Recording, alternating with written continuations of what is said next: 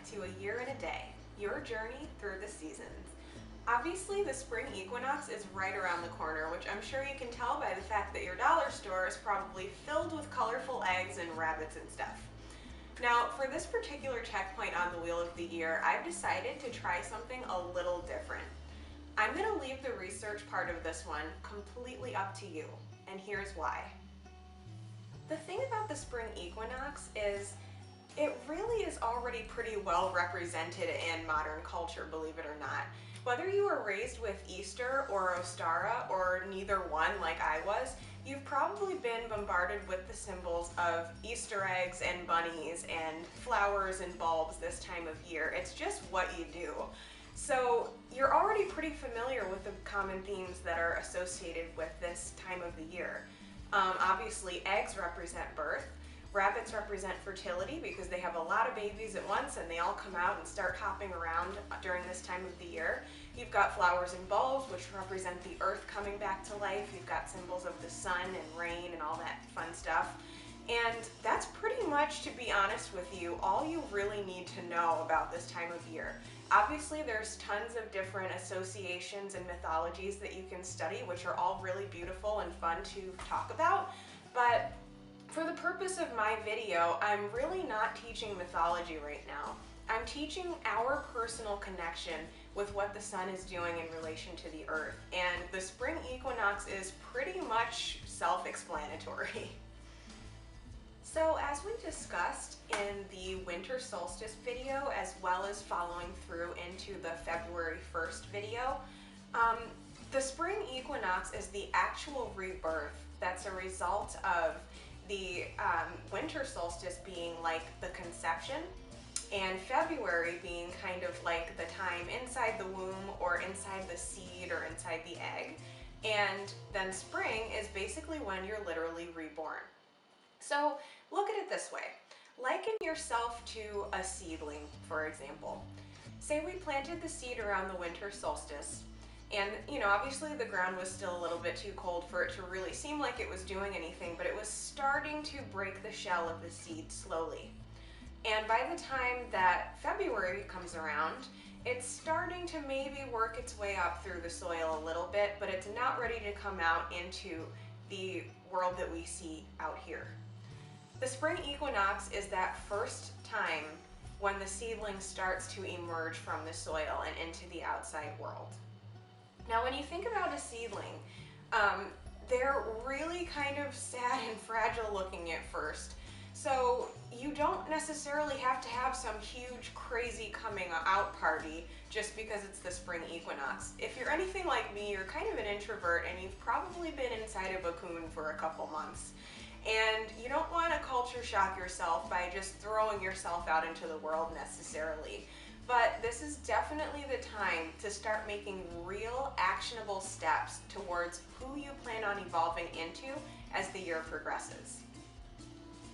So if you recall, we started this series with the autumn equinox, which is not actually very traditional if you go by what most Wiccans and pagans start with. They usually start with Yule.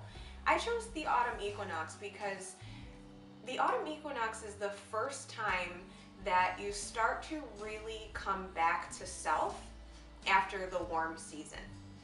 During the warm season, we're very social and we're out and about and, we're showing our faces in the world and kind of projecting outward. But once the autumn comes around, we start to turn inward and we start to focus more on ourselves.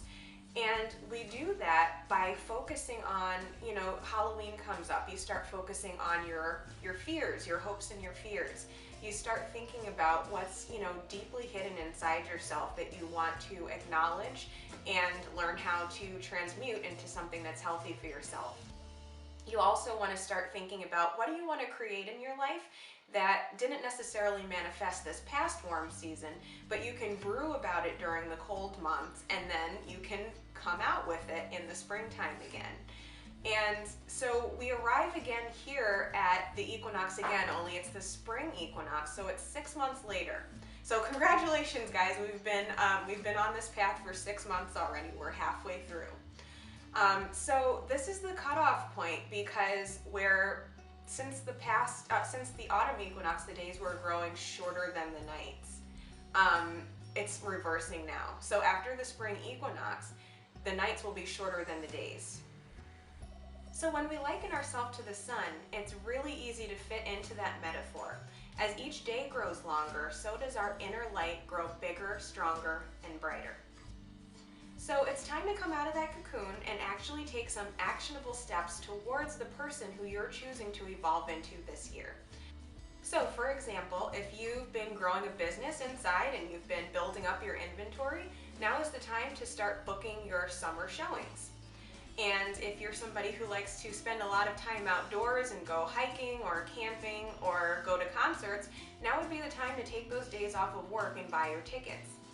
If you're somebody who has been celebrating these seasonal checkpoints, for example, alone by yourself for the past 6 months, and you would kind of like to find some friends who might celebrate with you, now is the time to get up your courage and ask your best friend if she's interested, or go on meetup.com and find other people who have similar interests to you.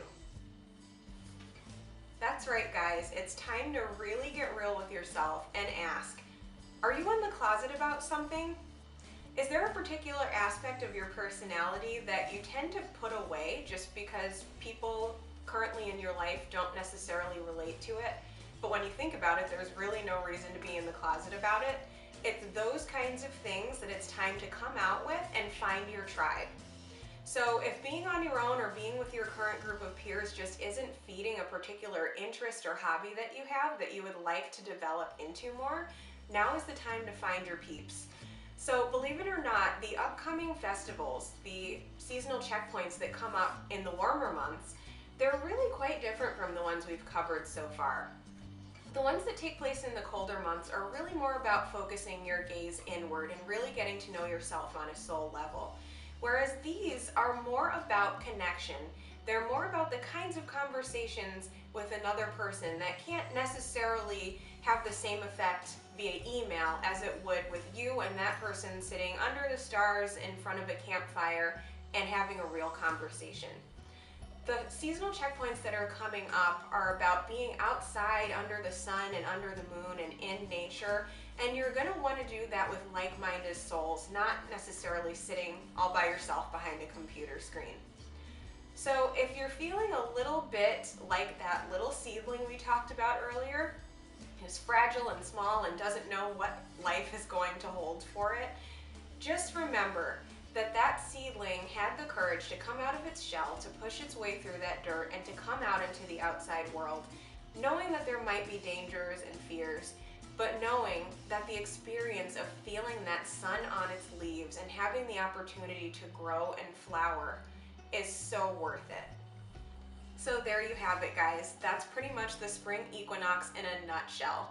There's so many beautiful stories and traditions and mythologies associated with this particular celebration because it's one of the ones that is pretty much celebrated in some way in every culture.